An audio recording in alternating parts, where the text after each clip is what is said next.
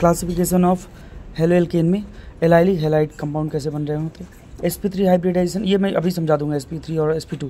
तो इसमें होता क्या है, एक कार्बन है वो डबल बॉन्ड के साथ एक कार्बन से जुड़ा रहता है, फिर उसके साथ एक कार्बन जुड़ा है और वो जुड़ा हो हैलोजन से, तो उसे बोलेंगे एलाइलिक हैलाइड। इसको रिप्रेजेंट और एक तरीके से कर सकते हो, ये कार्बन है, डबल बॉन्ड से दोनों कार्बन जुड़े हुए हैं, इससे एक कार्बन जुड़ा हुआ है, और यहाँ पे आप अगर लिख सकते हो कोई मतलब एक कार्बन की ये वैलेंसी हो गई, 2 हाइड्रोजन जोड़ दो और एक हेलोजन जोड़ दो, तो ये हो गया एलाइलिक हैलाइड। इसके लिए आप यहाँ पे कुछ भी रिप्लेस करते हो, क्लोरीन, क्लोरीन, ब्रोमीन, आयोडीन, आप जो रिप्लेस करना चाहो, कार्बन डबल बॉन्ड, फिर इसके साथ कार्बन और एक मैंने क्लोरीन जोड़ दिया, इसे क्या बोलेंगे, एलाइलिक हैलाइड।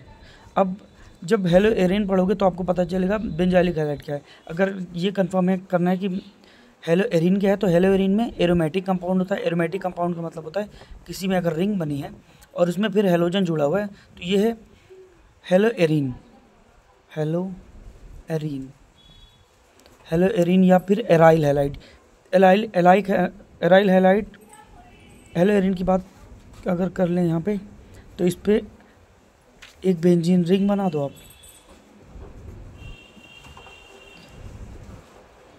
सबको पता है, किसी भी कार्बन को आप ले लो, यहाँ पे होगा यही, एक कार्बन है जो डबल बॉन्ड से जुड़ा हुआ है, उसके बाद एक कार्बन यहाँ पे आएगा और फिर यहाँ पे आप CH3 फ्लोरीन जोड़ दो, तो बस ये बन गया बेंजाइलिक हैलाइड।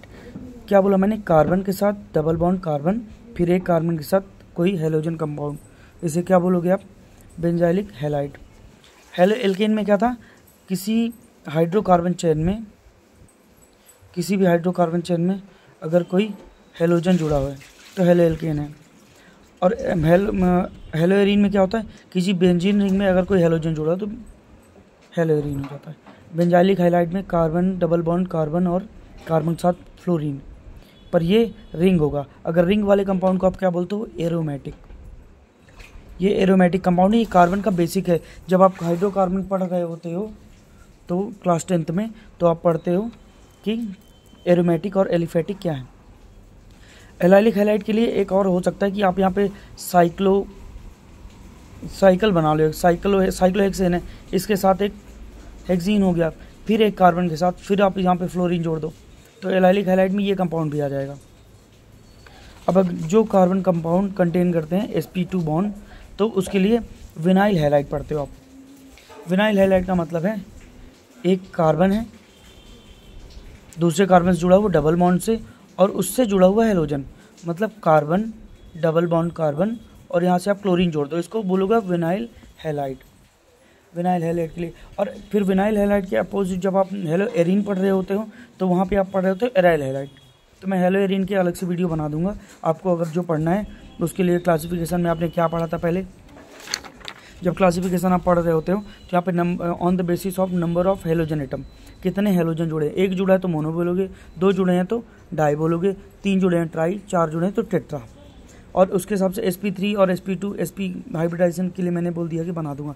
प्राइमरी सेकेंडरी आप कैसे समझते हो, एक कार्बन से अगर एक कार्बन जुड़ा हुआ है तो वो प्राइमरी है, एक कार्बन से 2 कार्बन जुड़े हुए हैं तो सेकेंडरी है, और एक कार्बन से अगर 3 कार्बन जुड़े हुए हैं तो वो 3 डिग्री है या फिर टर्सरी।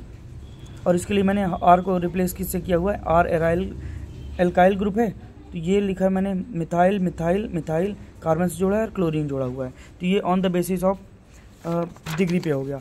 अब डिग्री के बेस पे मैंने क्या बोला है, एक कार्बन है डबल बॉन्ड के साथ, फिर उसमें एक कार्बन जुड़ा हुआ है और जुड़ा हुआ है हेलोजन, तो इसे बोलो एलाइलिक हैलाइड।